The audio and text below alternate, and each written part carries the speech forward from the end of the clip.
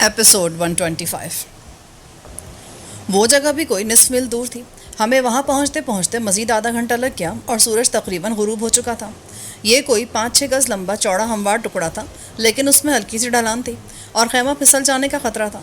इस दौरान में मौसम भी बदलने लगा। आसमान पर बादल छा रहे थे और हवा तेज़ होने लगी। पीतू, मैं और राना आने वाले तूफ़ान से पहले खैमा लगाने में मसरूफ़ हो गए। इस बार हमने खैमे को रस्सियों और लंबी कीलों की मदद से बर्फ़ से बांध दिया ताकि तेज़ हवाओं के सबब खैमा फिसले नहीं। खैमा बड़ी मुश्किल से लगा था और हम फ़ौरन ही सामान समेत उसमें घुस गए थे। सर्दी और थकन से सबका बुरा हाल था। सामान रखकर और स्लीपिंग बैग्स निकालकर बीतू ने सबसे पहले स्टोव जलाया और हम सब उसके गिर्द जमा हो गए। खैमा बंद होने की वजह से अंदर धुआं भर रहा था, लेकिन हम खैमे की जिप खोलकर उस हरारत को ज़ाया नहीं कर सकते थे। उस वक्त यह हरारत हमारे लिए दुनिया की सबसे कीमती चीज़ थी। जब खैमा किसी कदर गर्म हुआ और हमारी जान में जान आई तो बीतू ने खाना बनाने की तैयारी शुरू कर दी। उसने टिन निकाले और गर्म करके सबको देने लगा। कामी ने फ्राई आलू और साथ में मछली ली थी। बीतू ने भी अपने लिए यही निकाला था।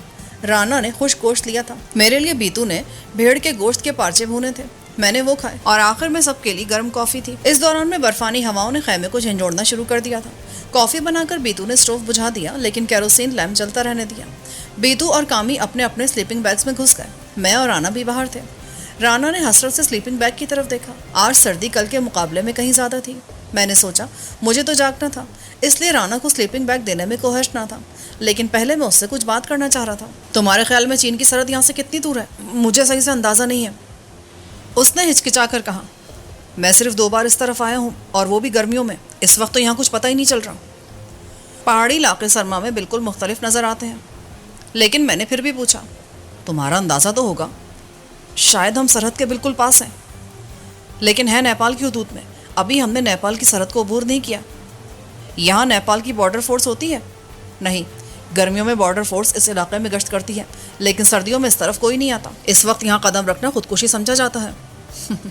लेकिन हम तो यहाँ पर हैं। वो संजीदा रहा। शाबाश मलिक, तुम और तुम्हारे साथी बहुत खुशकिस्मत हैं कि अब तक किसी हादसे का शिकार नहीं हुए, वरना गर्मियों में भी इस इलाके का ये हाल है कि मेरे जो साथी इस जगह सफ़र करते हैं उनको कोई ना कोई हादसा पेश आता है, और मेरे 4 साथी अब तक यहाँ मुख्तलिफ हादसात में मारे जा चुके हैं।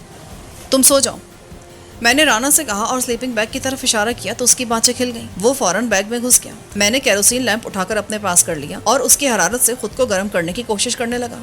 उस वक्त रात के 8 बज रहे थे। अभी बहुत तवील रात बाकी थी और सर्दी लम्हा ब लम्हा बढ़ती जा रही थी। बाहर बर्फानी तूफान आ गया था और हवाएं रह रहकर खैमे को झंझोड़ रही थीं, जैसे उसे खाई में गिराकर दम लेंगी। मैं उन सबसे बेनियाज खुद को गर्म रखने की कोशिश कर रहा था। सर्दी जैसे रगों पैर में घुसी जा रही थी। मैं लैंप को मुंह के पास करके उसकी गर्मी सांसों के जरिए अंदर उतारने की कोशिश कर रहा था। इसके बावजूद ऐसा लग रहा था जैसे मैं यख बस्ता पानी में डूब रहा हूँ। 2 घंटे बाद मैंने मजबूर होकर स्टोव भी जला लिया और उसकी हरारत तापने लगा। स्टोव ने खैमे को गर्म किया तो मुझे कुछ सुकून आया, लेकिन मैं स्टोव मुस्तकिल नहीं जला सकता था क्योंकि हमारे पास मिट्टी का तेल महदूद था। 2-2 लीटर्स की 3 बोतलें थी, जिनमें से 1 खत्म हो चुकी थी और सिर्फ 2 बाकी थी। ना जाने अभी हमें आगे कितना भटकना पड़ता। इसलिए जैसे ही खैमा ज़रा गर्म हुआ मैंने स्टोव बंद कर दिया। मैं 2 बैग्स के दरमियान सुकड़ से मटकर बैठ गया था। मेरे जहन पर कोहर सी छा रही थी। शायद बेपनाह सर्दी मेरे आसाब भी सुन कर रही थी। मुझे एहसास ही नहीं हुआ कि कब मैं गुनूदगी में चला गया। दूसरों का हाल भी मुझसे अलग ना था। बीतू और राना सोए तो सोते रह गए और फिर सुबह हो गई। मेरी नींद किसी कदर कम हुई थी। अचानक मेरी छठी हिस्स ने मुझे चौंकाया। मैं उठ बैठा। उसी लम्हे बाहर किसी ने हरकत की तो बर्फ़ सरकने की वाज़ेह आवाज़ आई। बाहर कोई था। मैंने बीतू का स्लीपिंग बैग हिलाया। क्या हुआ? वो हड़बड़ा कर उठ बैठा। बाहर कोई है, मैंने सरगोशी में कहा। उसी लम्हे बाहर से किसी ने नामानूस ज़ुबान में चिल्ला कर कुछ कहा। हमने राइफल का बोल्ट खड़कने की आवाज़ सुनी। राना भी हड़बड़ा कर उठ बैठा। फिर मैंने उसके होठों पर मायने खेज मुस्कुराहट नमूदार होते देखी। दुश्मन पीछा करता हम तक आ गया था। मैंने राना को गिरेबान से पकड़कर स्लीपिंग बैग से बाहर खींच लिया। अब उसके चेहरे पर मुस्कुराहट नहीं थी। मैंने सरगोशी में पूछा, ये कौन है? तुम्हारे आदमी? राना चंद्रबाज का चेहरा अब धुआं धुआं हो रहा था। उसके चेहरे पर आने वाली इब्तिदाई मकरू मुस्कुराहट यूं गायब हो गई जैसे सूरज तुलू होते ही रात की जुल्मत गायब हो जाती है। उसने नफ़ी में सर हिलाया। ये नेपाली नहीं है। फिर कौन है? मुझे धोखा देने की कोशिश मत करना, वरना सबसे पहले तुम मरोगे। वो कुछ देर मुझे देखता रहा, फिर थूक निकल कर बोला, मैं सच कह रहा हूँ, ये नेपाली नहीं है, ये चीनी जुबान बोल रहे हैं। चीनी जुबान? यानी हम चीन की हुदूद में हैं? लग तो ऐसा ही रहा है। राना का चेहरा मुरझा गया था। उसका खौफ समझ में आ रहा था। वो चीनी हुकूमत का मुजरिम था और अगर वो उनके हाथ आता तो उसे कम से कम भी सारी उम्र के लिए जेल में वो डाल देते, वरना उसे फांसी देने का पूरा इम्कान था। اس دوران میں باہر سے دوسری بار وارننگ دی گئی۔ بولنے والے کے لہجے میں مخصوص کرختگی تھی۔ بیتو اور کامی اپنے سلیپنگ بیگ سے باہر آ گئے تھے۔ بیتو گن اٹھانے لگا تو میں نے اسے اشارے سے روکا اور بلند آواز سے انگریزی میں کہا، میں چینی زبان نہیں جانتا، تم لوگ کون ہو اور ہمیں کیوں دھمکی دے رہے ہو؟ باہر سے پھر چینے میں کچھ کہا گیا۔ رانا بولا، یہ ہتھیار ڈال کر باہر آنے کو بول رہے ہیں۔ تمہیں چینی زبان آتی ہے؟ تھوڑی بہت جانتا ہوں۔ ان سے پوچھو کہ یہ کون ہے اور کیا چاہتے ہیں۔ یہ چین کی بارڈر فورس کے لوگ ہیں، اس نے مجبوراً بتا دیا۔ یقیناً اس نے پہلے سے یہ بات سن لی تھی، لیکن مجھے بتانے سے گریز کرا تھا۔ یہ کہہ رہے ہیں کہ خیمے میں موجود ہر آدمی ہاتھ اوپر کر کے باہر آ جائے، ورنہ یہ فائر کھول دیں گے۔ ان سے کہو کہ ہم باہر آ رہے ہیں۔ لیکن اس سے پہلے کہ وہ کچھ کہتا، بیتو نے اس کے سر پر رائفل کی نال رکھ دی۔ کوئی الٹا سیدھا بات مت کرنا، ورنہ تم ضرور مارا جائے گا۔ مجھے خیال نہیں رہا تھا کہ رانا شرارت بھی کر سکتا ہے۔ وہ ان لوگوں سے کوئی غلط بات کہہ دیتا تو اس کا خمیازہ ہمیں بھگتنا پڑتا۔ میں نے بلند آواز میں کہا، ہم باہر آ رہے ہیں۔ میں نے خیمے کی زپ کھولی تو باہر کچھ ہلچل مچی تھی۔ میں ایک لمحے کو رکا اور پھر ہاتھ اوپر کر کے باہر آ گیا۔ مجھے تو خیمے کے اندر سردی زیادہ لگ رہی تھی۔ باہر آیا تو پتا چلا کہ اصل سردی تو یہاں ہے۔ موسم صاف ہو گیا تھا اور مشرق سے سورج ابھر رہا تھا۔ اس کے باوجود فضا جیسے برف بن گئی تھی اور سانس لینے پر یہ برف جسم کے اندر گھس رہی تھی۔ ہمارے خیمے کو 19 درجن چینیوں نے گھیر رکھا تھا۔ انہوں نے چائنا ریپبلکن آرمی کی وردی پہن رکھی تھی۔ کم سے کم وردیوں سے وہ چین کے فوجی ہی لگ رہے تھے۔ ان کے ہاتھوں میں موجود خود کار رائفلوں کا رخ خیمے کی طرف تھا۔ میں نے ہاتھ اوپر کیا اور کہا، میں پاکستانی ہوں اور صرف اردو یا انگریزی جانتا ہوں۔ میں نے محسوس کیا کہ وہ پاکستانی کے لفظ پر چونکے تھے، لیکن ان کے انداز میں کوئی نرمی نہ آئی۔ وہ بدستور چونکنا تھے۔ میں نے اشارے سے بتایا کہ میرے 3 ساتھی اور بھی ہیں۔ پھر میں نے بیتو سے کہا، پہلے رانا کو باہر بھیجو، پھر اسلحہ چھوڑ کر خود بھی باہر آ جاؤ۔ اس موقع پر رانا چندر باز نے حرامی پن کیا۔ اس نے چلا کر چینی زبان میں کچھ کہا تو سپاہیوں میں کھلبلی مچ گئی۔ میں نے ان کی سراسیمگی محسوس کر کے کہا، بیتو جلدی کرو، اس حرامزادے کو باہر بھیجو، اس نے کچھ بکواس کی ہے۔ بیتو نے بھی اس کی شرارت محسوس کر لی تھی۔ اس نے لات مار کر رانا کو باہر پھینکا اور پھر خود بھی کامی کے ساتھ باہر آ گیا۔ وہ میرے ساتھ آ گیا اور ہم تینوں ہاتھ بلند کر کے کھڑے ہو گئے۔ صرف رانا برف پر ہاتھ نیچے کیے کھڑا تھا۔ سپاہی اس پر چلانے لگے۔ شاید انہوں نے اسے شوٹ کرنے کی دھمکی دی تھی، اس لیے وہ بڑی پھرتی سے ہاتھ سر پر رکھ کر کھڑا ہو گیا۔ میں نے فوری طور پر مزاحمت نہ کرنے کا فیصلہ کر لیا تھا۔ ایک تو میں اپنے پلان کے مطابق چین تک پہنچنے میں کامیاب رہا تھا، دوسرے مسلح پیشہ ور فوج کا مقابلہ کرنا خودکشی ہوتی، اس لیے میں چاہتا تھا کہ میں یا میرے ساتھیوں کے کسی انداز سے ان کو خطرہ محسوس نہ ہو، ورنہ وہ گولی چلانے میں دیر نہ کرتے۔ 4 سپاہیوں نے ہمیں گھیر لیا اور 2 سپاہی خیمے کی طرف بڑھے۔ انہوں نے احتیاط سے اندر جھانکا اور اپنے ساتھیوں کو خیمہ خالی ہونے کی اطلاع دی۔ انہوں نے ہمیں ہاتھ سروں پر رکھ کر نیچے بیٹھنے کا حکم دیا۔ انہوں نے پھر ہماری تلاشی لی۔ ہمارے پاس اسلحہ نہ تھا، مگر جب خیمے کی تلاشی لی اور اس میں موجود اسلحے کو دیکھا تو ان کے تاثرات بدل گئے۔ ہم یکدم ان کے نزدیک خطرناک قسم کے مجرم قرار پائے، کیونکہ اس قسم کا اسلحہ عام شخص کے پاس نہیں ہو سکتا تھا۔ انہوں نے پوری مستعدی سے ہم پر رائفلیں تان لی اور یوں چوکنا ہو گئے کہ پلک بھی جھپکی تو ہم غائب ہو جائیں گے یا ان پر حاوی ہو جائیں گے۔ ان کے انداز میں پیشہ ور مستعدی تھی اور وہ یقیناً عام فوجیوں کے مقابلے میں کہیں زیادہ تربیت یافتہ تھے، تبھی اس مشکل ترین علاقے میں اور اس موسم میں یہاں گشت کر رہے تھے۔ ان کا کام ہمالیہ میں واقع نیپال اور چین کی سرحد کے ساتھ گشت کرنا تھا، اور مجھے حیرت تھی کہ یہ لوگ اس موسم میں بھی اپنا کام کر رہے تھے۔ انہوں نے ہمارا اسلحہ اپنے قبضے میں لے لیا۔ اس کے بعد انہوں نے ہم سے خیمہ سمیٹنے کو کہا۔ میں نے ان کو اشارے سے بتایا کہ ابھی ہمیں ناشتہ کرنا تھا، اس موسم میں بھوک بہت لگتی ہے اور ہم سب کا بھوک سے برا حال تھا، لیکن انہوں نے کوئی رد عمل نہ دکھایا تو مجبوراً ہمیں خیمہ سمیٹنا پڑا۔ رانا مجھ سے دور تھا۔ ایک بار میں نے اس سے بات کرنے کی کوشش کی تو ایک سپاہی نے مجھے سخت لہجے میں منع کر دیا۔ الفاظ میری سمجھ میں نہیں آئے، لیکن انداز سے ایسا ہی لگ رہا تھا کہ وہ مجھے منع کر رہا ہے۔ ہم نے خیمہ اور دوسرا سامان باندھ کر اپنے شانوں پر لادا اور چینی سپاہیوں کی نگرانی میں آگے روانہ ہوئے۔ میرا خیال تھا کہ ابھی ہم برفانی ویرانے میں ہیں اور کسی آبادی تک پہنچنے میں کم سے کم 1 دن تو لگے گا، لیکن کچھ دور چلنے کے بعد ایک بڑی ڈھلان آئی اور جب ہم نے اس سے اترنا شروع کیا تو 2 گھنٹے میں 15,000 فٹ کی بلندی سے نیچے آ گئے۔ سورج نکل آیا تھا اور دھوپ کی وجہ سے سردی کی شدت میں کمی آئی تھی، پھر بلندی کم ہونے سے بھی فرق پڑا تھا اور اب ہم بہتر محسوس کر رہے تھے۔ مجھے لگا کہ رانا نے راستے کے بارے میں ہم سے غلط بیانی کی تھی۔ یہ اتنا بڑا ویرانہ بھی نہ تھا جس میں ہم کئی دن تک بھٹکتے رہتے۔ شاید وہ ہمیں ڈرا کر سفر سے باز رکھنا چاہتا تھا یا مایوسی کے جال میں پھنسانا چاہتا تھا، جبکہ یہاں چینی سپاہی گشت کر رہے تھے اور یقیناً ان کا بیس کیمپ آس پاس تھا۔ میرا اندازہ درست نکلا۔ 2 گھنٹے بعد ہم 14,000 فٹ کی بلندی پر تھے اور چین کی سرحدی فورس کی پہلی چوکی تک پہنچ گئے تھے۔ یہ چوکی برف میں اس طرح پوشیدہ تھی کہ پہلی نظر میں تو اس کا پتہ ہی نہ چلا۔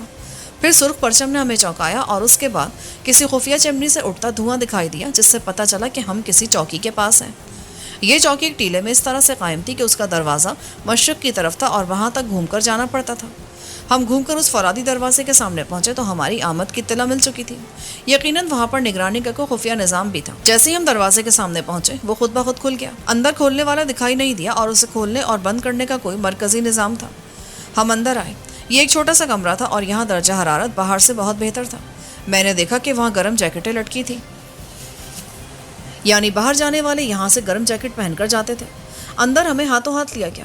سب سے پہلے ہمارا سامان لے لیا گیا، اس کے بعد ہمیں ایک اور کمرے میں لے جایا گیا اور یہاں ہماری ایک بار پھر تلاشی لی گئی۔ اس کے بعد ہمیں ایک سیل میں دھکیل دیا گیا۔ اس چھوٹے سے کمرے میں ایک طرف لوہے کی سلاخوں کا بنا دروازہ تھا، ہمیں اس میں دھکیل کر باہر سے تالا لگا دیا گیا۔ اندر درجہ حرارت 0 سے اوپر ہی تھا اور ہم سکون میں آ گئے تھے۔ اگرچہ ہم قید میں تھے اور مجھے نہیں معلوم تھا کہ آگے کیا ہوگا، اس کے باوجود میں خود کو پریشان محسوس نہیں کر رہا تھا۔ البتہ بیتو اور کامی ڈرے ہوئے تھے۔ میں نے بیتو سے کہا، تم پریشان ہو؟ وہ زبردستی مسکرایا۔ پریشانی کا تو بات ہے شوبھی بھائی، ہم تو عادی ہے، لیکن یہ بیچارہ گھر سے پہلی بار نکلا ہے۔ اس نے کامی کی طرف اشارہ کیا۔ اس کی فکر مت کرو، جو ہمارے ساتھ ہوگا وہ اس کے ساتھ بھی ہوگا، بلکہ ممکن ہے اسے چینی نسل ہونے کی وجہ سے چھوڑ دیا جائے۔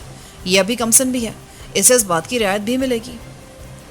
کامی ہمیں دیکھنے لگی، شاید اسے اندازہ ہو گیا تھا کہ ہم اس کے بارے میں بات کر رہے ہیں۔ بیتو سے دیکھ کر مسکرایا تو وہ بھی مسکرانے لگی۔ اس وقت مجھے اندازہ ہوا کہ کامی بیتو سے کتنی مانوس ہو گئی تھی۔ اسے ہم روایتی اور آج کل زکام کی طرح نوجوان طبقے میں پھیل جانے والی محبت تو نہیں کہہ سکتے۔ بیتو کے بارے میں مجھے معلوم تھا اور کامی نے تو دنیا ہی نہیں دیکھی تھی، لیکن وہ دونوں ایک دوسرے سے منسلک ہو گئے تھے۔ ان کے اندر کی کیمسٹری نے ایک دوسرے کو قبول کر لیا تھا، اور جب دو انسان اندر سے ایک ہو جائیں تو ان کے لیے زبان سے اظہار ضروری نہیں ہوتا، وہ بن کا ایک دوسرے کی بات سمجھ جاتے ہیں۔ رانا ایک طرف ہراساں اور پریشان بیٹھا تھا۔ میں نے اس کی طرف دیکھا۔ تم نے اپنی شرارت کا انجام بھی دیکھ لیا؟ کیسی شرارت؟ پہلے میں نے سیل سے باہر گیلری میں جھانکا، وہاں کسی کو نہ پا کر رانا کو گریبان سے پکڑ کر کھڑا کر دیا۔ تم نے ہماری شرافت کا ناجائز فائدہ اٹھایا اور خود کو کسی بھی ممکنہ رعایت سے محروم کر لیا۔ کیسی رعایت؟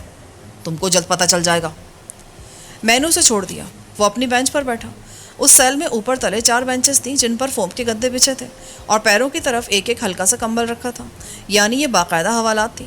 مجھے اس چوکی کے کچھ ہی حصے دیکھنے کا موقع ملا تھا، لیکن مجھے لگا کہ یہ خاصی بڑی تھی اور شاید کوئی چٹان کھود کر بنائی گئی تھی، ورنہ برف میں چوکی بنانا ممکن نہ تھا، وہ بھی اس علاقے میں جہاں برف مستقل کھسکتی رہتی تھی۔ یہاں کوئی مستقل تعمیر ممکن نہ تھی، لیکن یہ چٹان شاید پہاڑ کا حصہ تھی، اس لیے اس کے سرک جانے کا امکان نہ تھا۔ میرا نہیں خیال تھا کہ اس جگہ مجھے چینی محافظ مل سکتے ہیں، اور مجھے عین ہمالیہ کے وسط میں چینیوں کو موجود پا کر حیرت ہوئی تھی۔ ہمیں یہاں 1 گھنٹہ ہو گیا تھا کہ ہمارے لیے ناشتہ آ گیا۔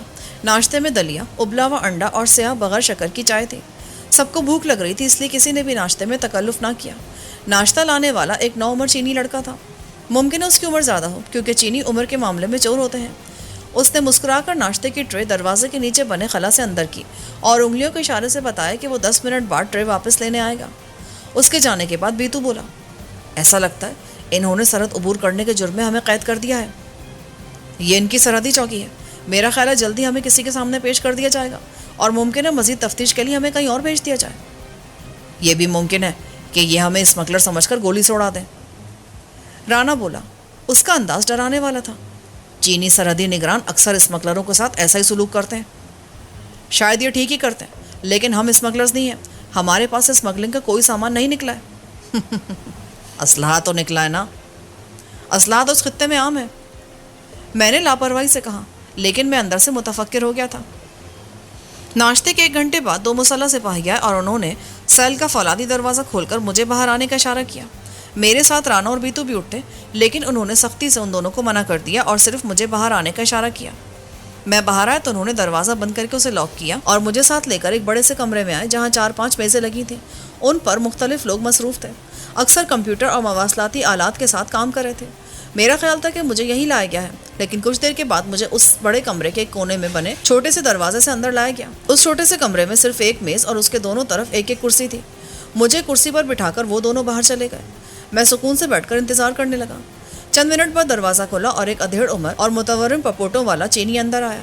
چینی فوج کی وردیوں پر لگے نشانات سے پتہ نہیں چلتا کہ کون کس رینک کا آدمی ہے، لیکن اس شخص کو مجھے دیکھ کر لگا کہ وہ افسر تھا۔ وہ میرے سامنے بیٹھ گیا اور کچھ دیر میرا جائزہ لیتا رہا، پھر اس نے چینی لہجے میں انگریزی بولی، مجھے لیفٹیننٹ زوہان ینگ کہتے ہیں۔ میرا خیال تھا کہ دنیا میں سب سے بھیانک انگریزی ویسٹ انڈیز کے سیاہ فام بولتے ہیں، لیکن اس روز مجھے پتہ چلا کہ چینی بھی ان سے کم نہیں ہے۔ پہلے تو میں سمجھا کہ وہ چینی بول رہا ہے اور میں اسے بتانے جا رہا تھا کہ مجھے چینی زبان نہیں آتی۔ اچانک مجھے احساس ہوا کہ اس نے انگلش ہی بولی ہے، اور ذرا غور کرنے پر میں اس کی بات کا مطلب بھی سمجھ گیا۔ میں نے نارمل قسم کی انگریزی میں جواب دیا، مجھے شہباز ملک کہتے ہیں اور میرا تعلق پاکستان سے ہے۔ نہ جانے کیوں مجھے محسوس ہوا کہ پاکستان کے نام پر اس کے سخت چہرے پر کچھ نرمی آئی تھی۔ شاید یہ میرا وہم تھا۔ تم کہتے ہو تمہارا تعلق پاکستان سے ہے، لیکن تم نیپال سے سرحد عبور کر کے چین میں غیر قانونی طور پر داخل ہوا۔ اس کی وجہ ہے میں نیپال میں اور اس سے پہلے انڈیا میں مقیم رہا ہوں۔ اگر تمہارے پاس وقت ہو تو میں اپنی کہانی سنا سکتا ہوں۔ کہانی میں ضرور سنوں گا، لیکن چین کی سرحد عبور کرنے کی تمہارے پاس کوئی معقول وجہ ہوگی؟ ہاں، مجھے اور میرے ساتھیوں کو بھارتی خفیہ ایجنسیوں اور پولیس سے خطرہ لاحق تھا۔ وہ انڈیا سے ہمارے پیچھے لگی تھیں اور انہوں نے نیپال میں بھی مجھے اور میرے ساتھیوں کو ہلاک یا گرفتار کرنے کی کوشش کی تھی۔ مجبوراً مجھے اپنی اور اپنے ساتھیوں کی جان بچانے کے لیے چین آنے کا فیصلہ کرنا پڑا۔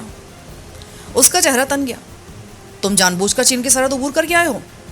میں نے کہا نا، ہمیں جان کا خطرہ تھا۔ وہ کچھ دیر سوچتا رہا اور اس نے مجھ سے کئی اور سوال بھی کیے۔ میرا خیال ہے کہ اس کی اور میری گفتگو کہیں ریکارڈ ہو رہی تھی۔ پھر اس نے مجھ سے میری کہانی کے بارے میں پوچھا اور میں نے اختصار سے اور غیر ضروری واقعات یا جن سے میں اور میرے ساتھی گرفت میں آتے ان کو حذف کر کے اپنی کہانی سنا دی، اور یہ بھی بتا دیا کہ میں حادثاتی طور پر پاکستان سے بھارت میں داخل ہوا تھا اور اس کے بعد وہیں پھنسا رہا۔ لیکن میں نے یہ نہ بتایا کہ پاکستان میں نے کیا کارہائے نمایاں انجام دیے تھے۔ وہ خاموشی سے سنتا رہا۔ اس دوران میں اس نے نہ مجھ سے کوئی سوال کیا اور نہ ہی میری بات کاٹی۔ جب میں نے اپنی کہانی مکمل کر لی تو اس نے کہا، یہ تینوں تمہارے ساتھی ہیں؟ نہیں، ان میں سے 2 میرے ساتھی ہیں، یعنی کم عمر لڑکا اور لڑکی، بلکہ لڑکی بھی میری ساتھی نہیں ہے۔ اس کا باپ چینی نشرات اور گائیڈ تھا، وہ راستے میں مارا گیا اور یہ لڑکی ہماری ذمہ داری بن گئی۔ چوتھا جو نیپالی ہے، وہ اصل میں میرا دشمن اور انڈین ایجنٹ ہے۔ وہ چین کا بھی مجرم ہے اور چین میں سرگرم تبتی تخریب کاروں کو اسلحہ فراہم کرتا رہا ہے۔ میں اسے تم لوگوں کے لیے لایا ہوں۔ وہ چونکا، ہمارے لیے؟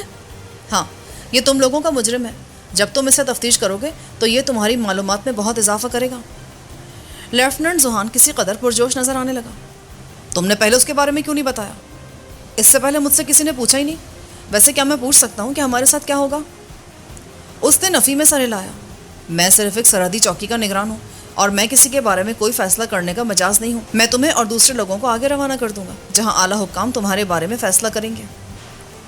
اس نے مجھے واپس بھیج دیا۔ مجھے سیل تک لانے والے چینی سپاہی نے مجھے اندر بھیجنے کے بعد رانا کو باہر آنے کا اشارہ کیا۔ وہ فکر مند ہو گیا۔ مجھے کیوں بلایا جا رہا ہے؟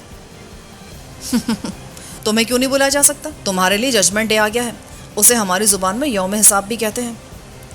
رانا مزید کچھ کہنا چاہتا تھا لیکن سپاہی نے اسے باہر کھینچا اور اپنے ساتھ لے گیا۔ بیتو اور کامی میرے لیے فکر مند تھے۔ آپ کے ساتھ کیا ہوا؟ یہ مجھ سے پوچھ گچھ کر رہے تھے۔ میں نے اختصار سے بیتو کو بتایا۔ کامی ہماری باتیں نہیں سمجھ رہی تھی لیکن وہ بھی پورے انہماک سے سن رہی تھی۔ میں نے کامی کے بارے میں کہا، اس کے بارے میں بھی بتا دیا ہے، اس لیے امید ہے کم سے کم اس سے نرم سلوک کیا جائے گا اور ہمیں جلد از جلد یہاں سے کہیں اور روانہ کر دیا جائے گا۔ پر کہاں شوبھی بھائی؟ کہیں بھی بھیج سکتے ہیں، ہم ان کے ہاتھ میں ہیں اور اپنے لیے بس اتنا ہی کر سکتے ہیں کہ لیٹ کر سو جائیں۔ میں سچ مچ لیٹ گیا اور پھر سو بھی گیا۔ سفر کے دوران آرام کا صحیح سے موقع کم ہی ملا تھا۔ کئی گھنٹے بعد بیتو نے مجھے جگایا کہ کھانا آ گیا تھا۔ یہ چاول اور مچھلی کے شوربے پر مشتمل کھانا تھا اور اس کے ساتھ گرم کافی تھی۔ کھانا اچھی کوالٹی کا اور اچھی مقدار میں تھا۔ ہم نے پیٹ بھر کر کھایا اور پھر میں سو گیا۔ اگلی بار میری آنکھ کھلی تو شام کے 6 بج رہے تھے اور میں خود کو تازہ دم محسوس کر رہا تھا۔ بیتو اور کامی اوپر نیچے کی برتھوں پر سو رہے تھے۔ مجھے باتھ روم جانے کی ضرورت محسوس ہو رہی تھی۔ میں نے دروازہ بجایا۔ دوسری بار بجانے پر ایک سپاہی سامنے آیا۔ میں نے اسے چھوٹی انگلی سے یونیورسل اشارہ کیا تو وہ سمجھ کر واپس چلا گیا۔ کچھ دیر بعد ایک مسلح سپاہی نے آ کر دروازہ کھولا اور مجھے باہر آنے کا اشارہ کیا۔ وہ مجھے واش روم ایریا میں لایا جہاں لائن سے کئی واش رومز تھے، ساتھ میں نہانے دھونے کا بھی بندوبست تھا۔ سپاہی مجھے چھوڑ کر باہر چلا گیا۔ یہ صاف ستھری اور بو سے پاک جگہ تھی۔ میں فارغ ہو کر واپس آیا تو سپاہی نے مجھے سیل تک پہنچا دیا۔ ان لوگوں کا رویہ شریفانہ اور انسانی تھا۔ کچھ دیر بعد رات کا کھانا آ گیا۔ میں نے بیتو اور کامی کو اٹھایا۔ رانا واپس نہیں آیا تھا، اس کا مطلب تھا کہ اسے کہیں اور رکھا گیا تھا اور شاید اس سے تفتیش کی جا رہی تھی۔ کھانے کے بعد انہوں نے ایک بار پھر ہمیں خود باتھ روم جانے کی اجازت دی۔ انہوں نے واضح کر دیا کہ اب ہمیں صبح ہی واش روم جانے کی اجازت ملتی، اس لیے سب نے اس موقع سے فائدہ اٹھایا۔ میں دن میں سو گیا تھا اس لیے رات دیر تک جاگتا رہا۔ کامی اور بیتو پھر سو گئے۔ نیند پوری ہونے کے بعد اب مجھے مستقبل کے اندیشے بھی ستانے لگے تھے کہ کل کیا ہوگا۔ اگرچہ چین کے عسکری حکام کا رویہ اچھا تھا لیکن پھر بھی میں یقین سے نہیں کہہ سکتا تھا کہ آنے والے دنوں میں ان کا ہمارے ساتھ کیا سلوک ہوگا۔ 2 باتوں کا مجھے خاصی حد تک یقین تھا۔ ایک تو ہمیں واپس بھارت یا نیپال کے حوالے نہیں کیا جائے گا، دوسرا ہمیں غیر قانونی سرحد عبور کرنے کی سخت سزا نہیں دی جائے گی۔ मगर इसका इम्कान था कि हमें कुछ न कुछ सज़ा हो जाए, और इससे भी ज़्यादा खौफनाक इम्कान ये था कि उसके बाद हमें पाकिस्तान के हवाले कर दिया जाए, जहाँ पुलिस मेरी मुंतज़िर थी कि मैं कब उनके हाथ में आऊँ और उसे मुर्शिद से वफादारी दिखाने का मौका मिले। खास तौर से अकरम मुझसे खार खाए बैठा था और मेरी वजह से मुअत्तल था। दूसरा खदशा यह था कि भारत में होने वाली कार्रवाइयों का मलबा भी मुझ पर ना गिरे। मेरा इरादा था कि अगर चीनी हुक्काम ने हम पर कोई फर्द जुर्म आयद ना की तो मैं पाकिस्तानी सिफारत खाने से पासपोर्ट बनवाने की कोशिश कर सकता था। बीतू का मसला होता, वो भारतीय शहरी था, लेकिन ऐसा शहरी जो किसी सूरत भारत नहीं जा सकता था। सबसे आसान केस कामी का था। चीनी नस्ल होने की वजह से इम्कान था कि उसे चीन की शहरियत या कम से कम वहाँ रहने का इजाज़तनामा मिल जाएगा। मुझे सुबह के करीब जाकर नींद आई और कुछ देर के बाद हमें उठा दिया गया। लेफ्टिनेंट जुहान खुद हमें बताने आया था कि नाश्ते के बाद हमारी रवानगी थी। इस चौकी में वही था जो अंग्रेज़ी समझता था। नाश्ते के बाद हमें सेल से निकाला गया। राना को भी वहीं लाया गया था। अब तक हमें हथकड़ी नहीं पहनाई गई थी, लेकिन इस बार रवानगी से पहले हमारे हाथों में हथकड़ियाँ डाल दी गईं और चौकी से निकलने के बाद हम पैदल ही थे। हमारे साथ 2 सिपाही थे। हमारे पास कोई सामान ना था और सिपाही भी सिर्फ हथियार बदस्त थे। मेरा अंदाज़ा था कि हमारा सफ़र ज़्यादा तवील नहीं होगा, और ऐसा ही हुआ। 1 घंटे बाद हम एक सड़क तक पहुँचे जहाँ एक छोटा ट्रक और 4 मुसल्लह सिपाही हमारे मुंतज़िर थे। हमें उस ट्रक में सवार किया गया और साथ आने वाले सिपाही वापस चले गए। मैं हैरान हुआ कि चीनियों ने इतने दुश्वार गुजार इलाके में पुख्ता सड़क बना ली थी। ये जगह भी सतह समंदर से कोई 12,000 फुट की बुलंदी पर थी और पूरा इलाका ऊंचे नीचे पहाड़ों पर मुश्तमिल था। हमारे बैठते ही ट्रक रवाना हो गया। सर्दी बेपनाह थी और हम गर्म कपड़ों में भी ठिठर रहे थे। मैंने महसूस किया कि हिमालय के इस तरफ मौसम बहुत ज़्यादा सर्द था। ट्रक में चारों सिपाही इस तरह बैठे थे कि वो चारों कोनों पर थे और उनके दरमियान दोनों तरफ 2-2 करके हम बैठे थे। एक तरफ मैं और राना और दूसरी तरफ कामी और बीतू थे। उन्होंने हमारे सामान में से हमें कुछ भी नहीं दिया था। असलहे का तो सवाल ही पैदा नहीं होता था, लेकिन हमारे कपड़े और रकम भी उन्होंने जब्त कर ली थी, यानी अब हम खाली हाथ थे। बहरहाल मुझे उन चीज़ों की इतनी परवाह नहीं थी। अगर चीनी हमारे साथ हमदर्दाना रवैया रखते हुए हमें रिहा कर देते तो ये चीज़ें भी कहीं ना कहीं से मिली जाती। असल अहमियत इस बात की थी कि हम जिंदा सलामत और आज़ाद रहें। हमें बात करने की इजाज़त ना थी, इसलिए खामोश बैठे हम गुजरने वाले मनाजिर देखते रहे। बुलंदी तेज़ी से कम हो रही थी, लेकिन बर्फ़ में कमी नहीं आई थी। अलबत्ता ज़मीन किसी कदर हमवार हो गई थी। रास्ते चौड़े और मोड़ कम हो गए थे। ऐसा लग रहा था कि हम मैदानों के करीब थे। रवानगी के कोई 2 घंटे बाद ट्रक एक बड़ी वादी में दाखिल हुआ और मुझे लगा जैसे हम किसी फ़ौजी छावनी में आ गए हों। बाद में ये जगह एक फ़ौजी छावनी ही साबित हुई। यहाँ दूर तक फ़ौजी बैरक नुमा इमारतें तरतीब से बनी हुई थी और उनके दरमियान में चौड़े रास्ते थे। जिस वक्त ट्रक उस छावनी में दाखिल हो रहा था, मैंने अपनी कलाई पर बंधी घड़ी में अल्टीमीटर देखा। हम 9,000 फुट से कम बुलंदी पर आ गए थे, मगर सर्दी और बर्फ़ में कोई कमी नहीं आई थी। अलबत्ता मैंने पहली बार यहाँ पर दरख्त देखे जिन्होंने बर्फ़ की चादर ओढ़ रखी थी। ट्रक बैरक नुमा इमारतों के दरमियान से गुजरता एक बड़ी सी पुख्ता इमारत के सामने रुका और हमें उतरने का हुक्म दिया गया। अब तक मिलने वाले सारे अहकामात इशारों से थे, क्योंकि उनकी ज़ुबान हम नहीं समझ सकते थे। सिर्फ राना को चीनी ज़ुबान आती थी। बाद में पता चला कि उसे चीनी नहीं बल्कि तिब्बती आती थी। दोनों ज़ुबानों में इतना ही फ़र्क है जितना कि सिंधी और पश्तो में हो सकता है। सरहदी चौकी में मौजूद लोग ज़्यादातर मकामी तिब्बती थे और वो अपनी ज़ुबान बोलते थे, इसलिए राना उनकी बात समझ लेता था। ट्रक रुकते ही कई सिपाहियों ने उसे घेर लिया। वहाँ खासी गहमा गहमी थी और अपने रकबे और लोगों की तादाद के लिहाज से ये कोई बड़ा फ़ौजी मुस्तक़र लग रहा था। हमें नीचे उतारा गया और जो सिपाही नीचे मौजूद थे वो हमें अपनी निगरानी में उस इमारत में ले गए। सबसे पहले हमें एक आर्मी अफसर के सामने पेश किया गया और उसने हमारे बारे में ब्रीफिंग ली। उसके बाद राना के बारे में पूछा और उसे अलग करके कहीं ले जाने का हुक्म दिया।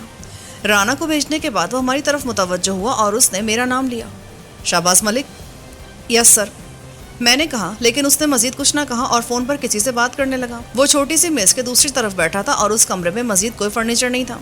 चंद मिनट बाद एक नौजवान चीनी सादा लिबास में आया। उसने अफसर से कुछ कहा और उसकी बात सुनकर हमारी तरफ मुतवज्जो हुआ। उसने शस्ता अंग्रेज़ी में कहा, मिस्टर शाहबाज मलिक, मेजर आयून तुमसे बात करना चाहते हैं। मैं ताउन के लिए तैयार हूँ। उसके बाद सवाल जवाब का एक तवील सिलसिला शुरू हो गया। वो वही सवाल कर रहा था जो मुझसे जोहान ने भी किए थे। ये इन लोगों की तकनीक थी, एक ही सवाल को बार बार दोहराते रहो। अगर आदमी झूठ बोल रहा है तो कहीं ना कहीं फंस जाएगा। इस बार भी मेरे जवाबों के नोट्स नहीं लिए जा रहे थे। इसका मतलब था कि इंटरव्यू कहीं रिकॉर्ड हो रहा था। मेजर आयून ख़ास तौर से भारत में मेरी सरगर्मियों के बारे में मुतजस्सिस था। वो जानना चाहता था कि अरुणाचल देश में होने वाली कबायली बगावत में मेरा क्या किरदार था और मैं बच बचाकर जवाब दे रहा था। मेरी कोशिश थी कि मेरी ज़ात किसी भी तरह नुमाया ना हो और मैं किसी ऐसी बात का इकरार ना करूं जिससे मैं बाद में पकड़ा जाऊं। اگرچہ چین اور بھارت دونوں روایتی حریف ممالک ہیں، لیکن آج کل کی سیاست میں کوئی نہ تو مستقل دوست ہوتا ہے اور نہ ہی مستقل دشمن، اس لیے میں کوئی قابل گرفت بات اپنے بیان میں شامل نہیں کرنا چاہتا تھا جو بعد میں میرے لیے مصیبت بن جائے۔ 2 گھنٹے کے اس طویل انٹرویو میں اس نے مجھ سے تقریباً سبھی پوچھ لیا۔ اس کے بعد اس نے ہمیں جانے کی اجازت دے دی۔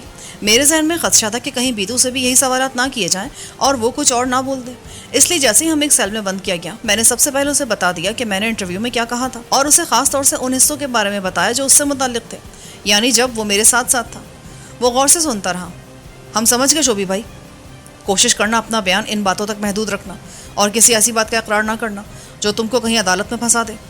آپ فکر مت کرو، ہم دیکھنے میں بے وقوف لگتا ہے پر ہے نہیں۔ اس کی بات سے مجھے وسیم کا خیال آیا، اگر وہ ہوتا تو بیتو کو چھڑنے کا موقع جانے نہ دیتا۔ وسیم اور سادنا کے بارے میں سوچتے ہوئے میں نے اپنے قید خانے کا جائزہ لیا۔ یہ سیل بھی چوکی والے سیل سے زیادہ مختلف نہ تھا، بس ایک فرق تھا کہ اس کے کونے میں ایک کموڈ اور واش بیسن بنا ہوا تھا، گویا ہمیں باتھ روم جانے کے لیے باہر جانے کی اجازت نہ تھی۔ کموڈ ایک چھوٹی سی پلائی کی دیوار کے پیچھے تھا کہ آدمی خود کو بمشکل اس کے پیچھے چھپا سکے، لیکن سب کچھ صاف ستھرا اور بو سے پاک تھا۔ اس سیٹ اپ سے لگ رہا تھا کہ یہاں قیدیوں کو طویل عرصے کے لیے بھی رکھا جاتا ہوگا، تبھی یہاں کموڈ اور واش بیسن کی سہولت بھی دی گئی تھی۔ بیتو کامی کے ساتھ لگا تھا اور اس نے 2-3 دن میں کامی کو خاصی حد تک اردو سکھا دی تھی۔ وہ چھوٹے چھوٹے جملے بول سکتی تھی اور اپنا مطلب بیان کر سکتی تھی، مگر اس کی اردو گرامر کی قید سے آزاد تھی۔ وہ ذہین لڑکی تھی اور بہت تیزی سے سیکھ رہی تھی۔ میں سو گیا اور شام کو اٹھا تو کچھ دیر بعد میرا بلاوا آ گیا۔ 2 سپاہی مجھے میجر آیون کے پاس لائے، لیکن اس وقت وہ اکیلا نہیں تھا، بلکہ اس کے کمرے میں 2 افسر اور بھی تھے اور چوتھا چینی ترجمان تھا۔ اس بار کمرے میں اضافی کرسیاں تھیں، ایک کرسی مجھے بھی دی گئی۔ اس کے بعد سب کو بغیر دودھ اور چینی کی چائے دی گئی۔ فی الحال ان لوگوں کا رویہ دوستانہ تھا۔ میجر آیون نے مجھ سے کہا، مسٹر ملک، ہم نے تمہارے بیان کے بارے میں ابتدائی تحقیقات کی ہیں۔ ان کے مطابق تم انڈیا میں دہشت گردی کی کئی وارداتوں میں ملوث رہے ہو۔ میرے جسم میں سنسنی کی لہر دوڑ گئی۔ آج کل اس لفظ کو ایک خاص مفہوم پہنا دیا گیا ہے۔ اگر مسلمان کسی ایسے کام میں ملوث ہو جس سے دوسرے کو نقصان ہو تو اس پر سیدھا سیدھا دہشت گردی کا الزام چسپاں کر دیا جاتا ہے۔ اس کے لیے کسی قسم کی تحقیقات کی ضرورت محسوس نہیں کی جاتی۔ یہ آپ اپنی معلومات بتا رہے ہیں یا اپنا خیال ظاہر کر رہے ہیں؟ وہ میری بات سمجھ گیا۔ یہ ہماری معلومات ہے۔ اس کا مطلب ہے آپ مجھے دہشت گرد نہیں سمجھتے؟ فی الحال نہیں، یعنی بعد میں سمجھ سکتے ہیں۔ میں نے کبھی کسی کو جان بوجھ کر نقصان نہیں پہنچایا۔ یعنی تمہاری ذات سے دوسروں کو نقصان ہوا ہے؟ آیون کے ساتھ بیٹھے افسر نے کہا۔ اس کا تعارف نہیں ہوا تھا۔ اپنی جان کے دفاع کا حق مجھے ہے جناب۔ مجھے بتایا جائے کہ میرے ساتھ آپ لوگوں کا سلوک کیا ہوگا۔ اس کا انحصار آنے والی معلومات پر ہوگا۔ تب مجھے کیوں بلایا ہے؟ میں اپنا بیان 2 بار دے چکا ہوں۔ ہم جتنی بار چاہیں تم سے بیان لے سکتے ہیں، تم اس کے پابند ہو۔ ہاں، آپ کو اس کا حق ہے، اور میں اپنے اور اپنے ساتھیوں کے ساتھ کیے جانے والے اچھے سلوک پر آپ کا شکر گزار بھی ہوں۔ ہم قیدیوں کے ساتھ بھی غیر انسانی سلوک کے قائل نہیں ہیں۔ تمہارے ساتھ ایک لڑکی ہے، تم نے اس کے بارے میں بیان دیا تھا کہ وہ نیپال میں رہنے والے ایک چینی نژاد باشندے کی بیٹی ہے۔ یہ درست ہے؟ پھر میں نے اسے تفصیل سے کامی اور اس کے باپ کے بارے میں بتا دیا، اور یہ بھی کہ وہ کس طرح موت کا شکار ہوا اور اب اس لڑکی کا دنیا میں کوئی نہیں ہے۔ رانا چندر باس، یہ تمہارے ہاتھ کیسے لگا اور تم کو کیسے پتا چلا کہ وہ چینی حکومت کا مجرم ہے؟ میں رانا کے بارے میں بھی بتا چکا تھا۔ میں نے اس داستان میں مندر میں ہونے والی تباہی اور قتل و غارت گری خارج کر دی تھی اور کہانی اس طرح بنائی تھی کہ رانا کے آدمی ہم پر قابو پانے کی کوشش کرتے رہے۔ مجبوراً اپنی جان بچانے کے لیے ہم نے رانا کو یرغمال بنا لیا اور اسے لے کر بچتے بچاتے فرار ہو کر چین کی سرحد کی طرف آن نکلے، مگر رانا کے آدمیوں نے ہمارا پیچھا نہ چھوڑا۔ مجبوراً ہمیں جان بچانے کے لیے چین میں داخل ہونا پڑا تاکہ رانا کے آدمیوں سے پیچھا چھڑا سکیں۔ اگر ہم واپس جاتے تو ان کے ہاتھوں مارے جاتے۔ میجر آیون بولا، تم ان لوگوں سے جان چھڑانے کے لیے رانا کو اس کے آدمیوں کے حوالے کر سکتے تھے۔ اگر میں رانا کو ان کے حوالے کر دیتا تب بھی وہ ہماری جان نہیں چھوڑتے۔ دوسرے، میں رانا کو چینی حکومت کے حوالے کرنا چاہتا تھا۔ چین پاکستان کا دوست ملک ہے اور ایک پاکستانی ہونے کے ناطے میرا فرض بنتا ہے کہ میں اپنے ملک کے دوستوں کے مفاد کا خیال رکھوں۔ مجھے رانا کے بارے میں پتہ چلا کہ اس کے بھارتی خفیہ ایجنسیوں سے رابطے ہیں اور وہ تبت میں اسلحہ اور دوسری چیزیں اسمگل کر کے یہاں موجود باغیوں کی مدد کر رہا ہے۔ اس لحاظ سے وہ مغرب کا ایجنٹ بھی ہے۔ میجر آیون نے میری بات سن کر سر ہلایا۔ یہ درست ہے، رانا چندر باز ایک خطرناک مجرم ہے اور یہ تبت میں اسلحہ اسمگل کرنے کے جرم میں چین کی حکومت کو مطلوب ہے۔ اس کی گرفتاری ہمارے لیے بہت اہم ہے۔ میں بتا چکا ہوں، اس کو اتنی مشکل سے لانے کی وجہ یہ بھی تھی کہ میں اسے چین کی حکومت کے حوالے کرنا چاہتا تھا۔ میرا خیال ہے کہ مغربی دنیا بھارت کی مدد سے چین کو غیر مستحکم کرنے کے لیے تبت میں سازشی عناصر کو اسلحہ اور تربیت فراہم کری ہے۔ رانا سازش کا ایک مہرہ ہے اور یہ یقیناً چین میں سازشی عناصر کے بارے میں بہت کچھ جانتا ہے۔ مجھے یقین ہے آپ لوگوں کو اس سے تبت میں جاری شورش کے بارے میں گرا قدر معلومات ملیں گی۔ میجر آیون نے سر ہلایا۔ ہم اس سے تفتیش کر رہے ہیں اور اگر ہمیں اس سے مدد ملی تو تمہیں بھی اس کا کریڈٹ ملے گا۔ میں خوش ہو گیا۔ میں اور میرے ساتھی چین کی حدود میں غیر قانونی داخلے کے علاوہ اور کسی جرم میں ملوث نہیں رہے ہیں، اور نہ ہی چین کو ہم سے کوئی خطرہ لاحق ہے، بلکہ ہم چین کے خیرخواہوں میں سے ہیں۔ اس لیے مجھے امید ہے چین کی حکومت ہمارے کیس پر ہمدردی سے غور کرے گی۔ میجر آیون نے سر ہلایا لیکن زبان سے کوئی یقین دہانی نہ کرائی۔ مجھے معلوم تھا کہ کیس کی تحقیقات ابھی ابتدائی مرحلے میں تھی اور اس کی مکمل تحقیق میں خاصا وقت لگ جاتا۔ تب تک ہمیں صبر و سکون سے انتظار کرنا تھا۔ میجر کے ساتھ موجود افسران نے مجھ سے اسلحے کے بارے میں پوچھا، کیونکہ یہ مخصوص قسم کا اسلحہ تھا جو تبت میں کئی جگہ پکڑا جا چکا تھا، اور اس کے بارے میں چین کی حکومت کو شبہ تھا کہ مغربی ممالک نے خاص طور سے چین میں بغاوت کے لیے بھیجا تھا۔ میں نے ان کو بتایا کہ یہ اسلحہ ہم نے رانا اور اس کے ساتھیوں سے چھینا تھا، اس لیے رانا ہی اس اسلحے کے بارے میں بہتر بتا سکتا تھا۔ اس بار بیتو سے بھی پوچھ گچھ ہوئی تھی۔ جب مجھے واپس سیل میں پہنچایا گیا تو وہ بیتو کو ساتھ لے گئے۔ کامی اس وقت کافی بے چین ہو گئی اور اس نے بیتو کے ساتھ جانا چاہا، لیکن بیتو نے اسے سمجھا بجھا کر روک دیا۔ وہ بیٹھ تو گئی لیکن اس کے واپس آنے تک بہت بے چین رہی۔ بیتو کو 1 گھنٹے بعد واپس آیا اور اس کے بعد وہ لوگ کامی کو لے گئے۔ کامی نے اس بار زیادہ مزاحمت کی، وہ اکیلے جانے کے لیے تیار نہ تھی اور بیتو سے لپٹ گئی تھی۔ بیتو نے بڑی مشکل سے اس کو سمجھایا کہ وہ صرف اس سے پوچھ گچھ کریں گے، مگر کامی بہت ڈری ہوئی تھی۔ جب وہ سپاہیوں کے ساتھ جا رہی تھی تو اس کی صورت رونے والی ہو گئی تھی۔